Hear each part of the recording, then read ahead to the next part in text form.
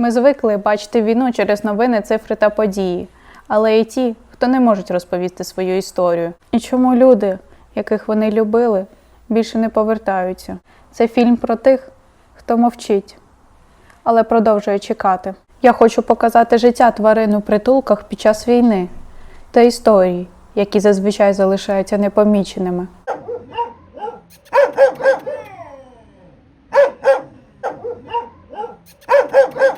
Ми відвідаємо притулки, познайомимось з волонтерами, побачимо тварин, які втратили свій дім, але не втратили надію.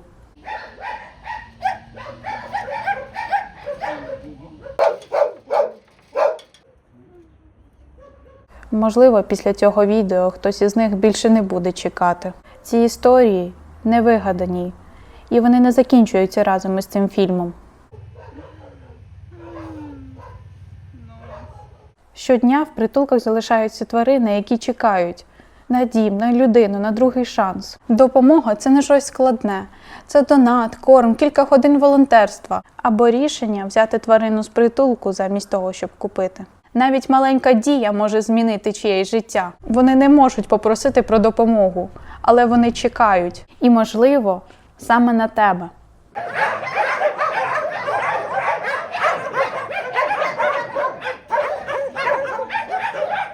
Це притулок для тварин у Вінниці. Зараз тут налічується більше 200 собак.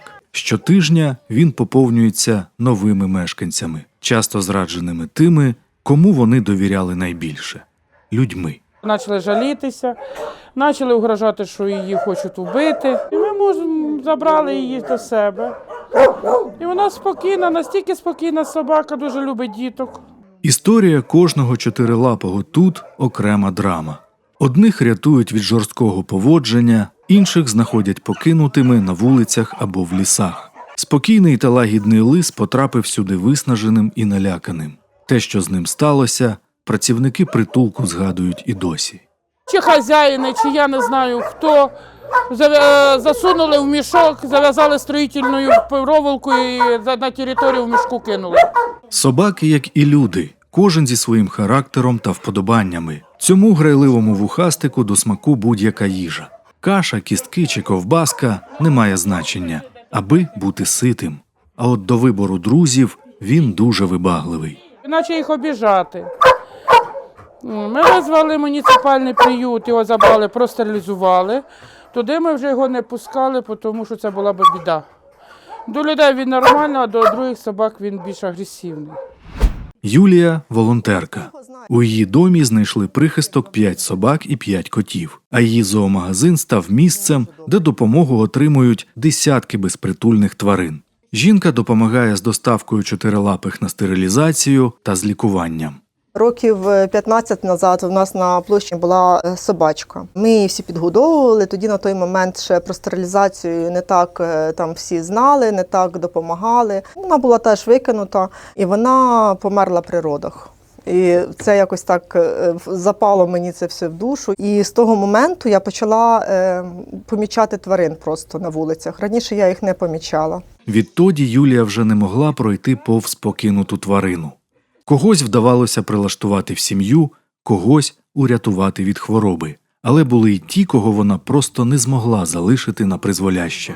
Ми завезли її в притулок. Кого змогли прилаштували, там був і ентерит, деякі тваринки померли. І ця собачка там була більше місяця, так як її ніхто не забрав, я поїхала, забрала її до себе. Поряд із магазином стоять будки для безпритульних собак. Колись планували встановити одну, а завдяки підтримці небайдужих вдалося зробити 10.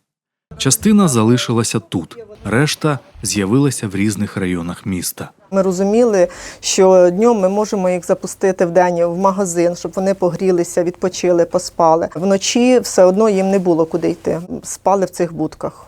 Ми замовили сіно, нам привезли. Чисельність безпритульних тварин, які потребують людського тепла та турботи, росте з кожним днем. І вихід один – стерилізація. На цьому наголошують волонтери, які фізично не можуть забрати всіх знедолених собак та котів до себе. Стерилізація зараз – це найголовніше, бо їх дуже багато. Навіть безпритульні, вони всі стерилізовані, а от викидають домашніх тварин, від домашніх собак. з сел привозять. І просто волонтери не мають змоги всіх забрати до себе. Тепла поживна їжа, медичний догляд, стерилізація, теплі будки та відкриті двері зоомагазину в холодні зимові дні. Усе це мають собачки, яким пощастило зустріти Юлію. У той час, як тисячі безпритульних хвостиків можуть лише мріяти про їжу, тепло та любов. Любу там хворобу, якщо там не дуже така смертельна, його там можна зібрати кошти, можна вилікувати, можна там знайти більш-менш там якусь перетримку, але потім все життя далі тварину прилаштувати. Це дуже велика відповідальність знайти гарну родину. Що навіть репост на сторінці в соцмережі може допомогти. Просто один репост вирішував долю тварини. Що вона на ніч не залишилася просто на вулиці, її не збила машина, не загризли собаки, що побачили сусіди тих власників, які шукають цю тварину. Це рятує життя. Та повернімося до притулку.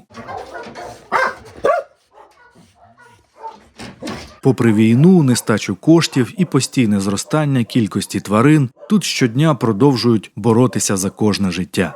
Пані Надія Танасієнко вже більше 5 років доглядає за чотирилапими мешканцями притулку. Вона бачила сотні історій порятунку і сотні історій людської байдужості. Чому саме тварини стали для вас важливими? Бо я їх просто люблю. А я з дитинства любила животних, постійно додому таскала. У якому стані найчастіше до вас потрапляють тварини? У жахливому. Зневоднені, недогодовані. Ми забирали з лісу собаку, вивезли 2 собаки в ліс. Ми забрали собаки, були всі в кліщах. Як змінюється поведінка тварин після того, як вони потрапляють у притулок? Коли собака поступає до нас, ми спочатку її в віддільний вольєр, ми наблюдаємо за собакою, чи собака хвора, який в неї характер, щоб потім надалі знати, чи можна її підселяти там до когось, чи просто ця собака буде сама в вольєрі. Що найважче у вашій роботі? Вірусний ентерит для маленьких щенків. Це хвороба, від якої щенки помирають. Якщо слабий імунітет, вижити щенку з такою болячкою дуже важко. Як ви справляєтеся з цим емоційно? Ми любимо їх, і вони до нас теж відповідають з любов'ю. Чого найбільше не вистачає притулкам зараз? Щоб більше люди були добріші, більше брали з притулків собак. Тому що в нас кожна собака хоче додому, хоче в своє тепло, свого хазяїна.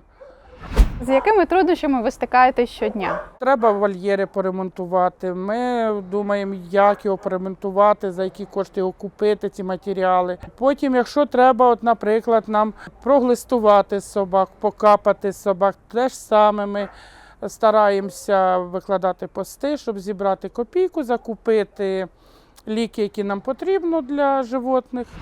Притулок живе за рахунок коштів фонду, куди всі охочі донатять на їжу та догляд за хвостиками. Міська влада виділяє кошти на стерилізацію. Також небайдужі привозять сюди крупи та м'ясо. Тут завжди потрібні корм, ліки, будівельні матеріали та руки, готові допомогти.